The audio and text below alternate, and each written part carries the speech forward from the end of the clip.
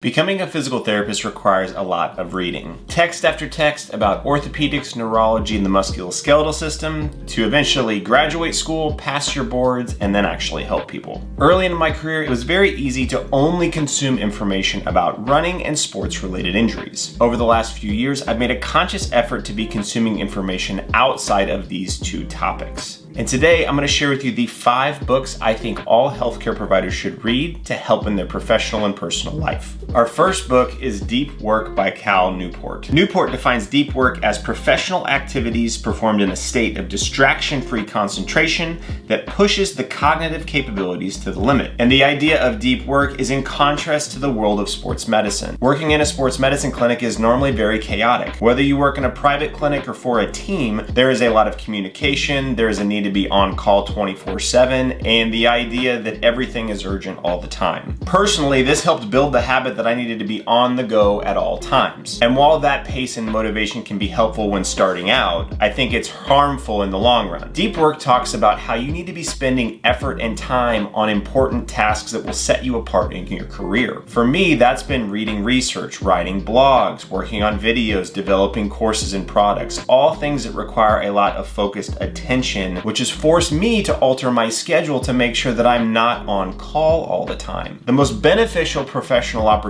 in my career have come through working on things that require a lot of focus. So when I picked up deep work, I had to really alter my schedule to make sure that I had time throughout my week where I could work on a deep task while also spending time in nature, spending time in my own head, working through ideas that were going to be helpful in the long run. It can be very easy to be consumed in the day-to-day life of a clinic without the ability to pull back and see what other opportunities might lie out there. This is a great text to read. Let's move on to book number 2, The Creative Act by Rick Rubin. Rick Rubin is a music producer that has worked with just about every successful band under the sun. And his book, The Creative Act, explores the relationship between creativity and your professional life. Creativity is a foreign world in the world of sports medicine. Going to a sports medicine clinic, it's going to be very buttoned up and professional, and there's a wall between the patient and the provider, and man, I don't think that this is the right way to do this. Your unique tastes and personal preferences should be infused into your business and your work with patients. Now, mimicking others is how we learn, and it can be easy in the world of healthcare to just copy what you see everybody else do. We see this on social media, we see this in businesses' websites, we see this in the layout of clinics. And while this may seem safer, I think it leaves a lot on the table for you as a provider and for you as a person. Rubin has 2 impactful quotes around these ideas. If the work doesn't represent who you are and what you're living, how can it hold an energetic charge? And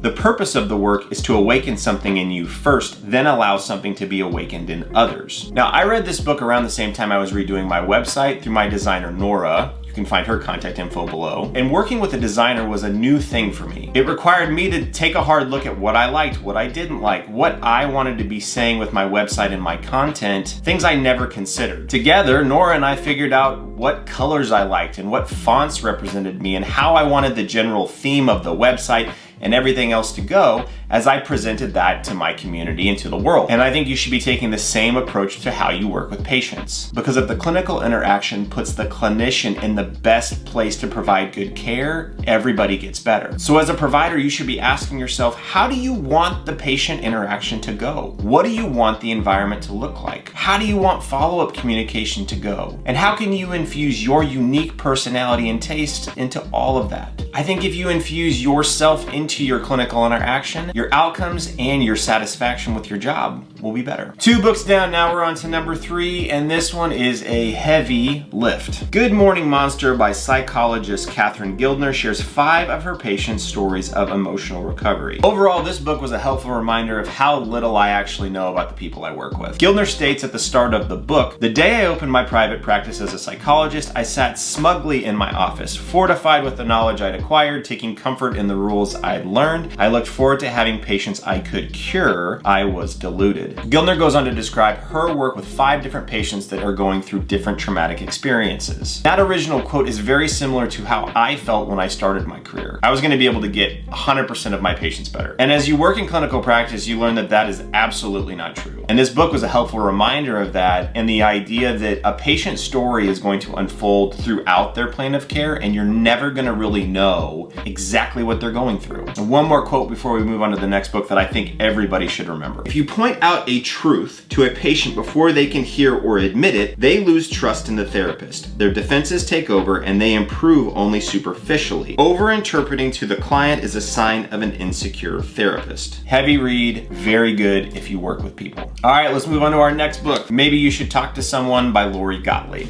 It's easy to think everybody else has it all together. And when you go and see a healthcare provider, you want to feel like that person has it all together. But that's certainly not the truth. This book follows Lori Gottlieb's work with patients, similar to our last book, but also covers her role of being a patient after going through a breakup. Overall, this book highlights the universal idea that we're all going through stuff. Gottlieb talked about how she wanted her therapist to have all the answers, when she as a therapist knows that he won't have all the answers. Something I have to remind myself and my patients in my clinical work. All right, we're off to our last book, The Happiness Trap by Russ Harris. One thing you don't learn in school is if you open up your own practice, you spend a lot of time in your own head. And that can be challenging. Over the years, I've had to learn strategies for dealing with the negative voices I hear, both in my personal and professional life. And The Happiness Trap details the use of ACT, or acceptance and commitment therapy, in working through negative thoughts and emotions. The whole idea of ACT is accepting the negative thoughts that come into your head and not festering over them, something that I'm very good at doing. So this book, along with my personal work in therapy, has been really helpful in trying to navigate the negative thoughts that come through my head every day. These 5 books have been really crucial in my professional development. Again, you can find links to all of them in the description, and I hope you all check them out. It can become very easy to only consume professional information, when really we need to make sure we're exposing ourselves to a wide range of things that actually change us. Because it's not just the act of reading. You want to read and expose yourself to ideas that then can change how you go about life. Otherwise, you might as well just be scrolling on your phone. I hope you found this video helpful. What books did I miss? Leave them in the comments below,